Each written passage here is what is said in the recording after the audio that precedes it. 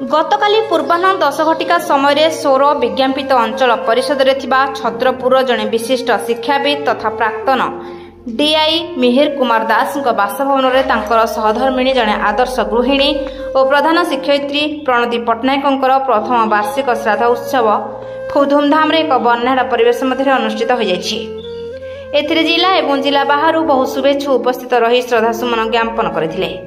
शिक्षाविद बामन चरण महांती सभा परिचालन और शिक्षाविद कवि श्यामसुंदर पुहाण सभापतित्व एक श्रु सभा बहु मानगण्य व्यक्ति कवि शिक्षक शिक्षाविद जोगदे स्मृति अर्घ्य बाढ़ी।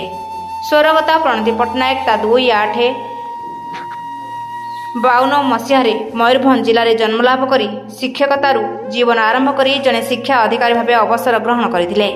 से जड़े दरदी स्नेही छात्र वत्सला और बंधु वत्सल थिले। तांको उद्देश्य एक स्मरणिका स्मृति रे प्रणति लोकार्पित होइतिला। एहाको बालेश्वर प्राक्तन जिला शिक्षाधिकारी विश्वजित घोष उद्घाटन करथिले। झियो मीरा मंजुषा जामाता देवाशीष हस्तरे जगन्नाथ सरकारी हाईस्कूल पुरातन छात्र संसद तरफ आदर्श गृहलक्ष्मी मरणोत्तर सम्मान में संबर्धित कराइथिला।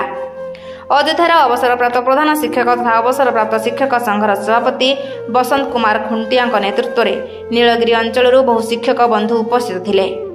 प्रतिकूल पाग वर्षा सत्वे बहुज्ञानी गुणी स्वामी स्त्री उभय को भल पाउथुवा बंधु बांधव और आत्मीय स्वजन उपस्थित रही निज निजर कथा रखिथिले। सोररू शांतनु कुमार बेहरଙ୍କ रिपोर्ट रूपाथालिया न्यूज।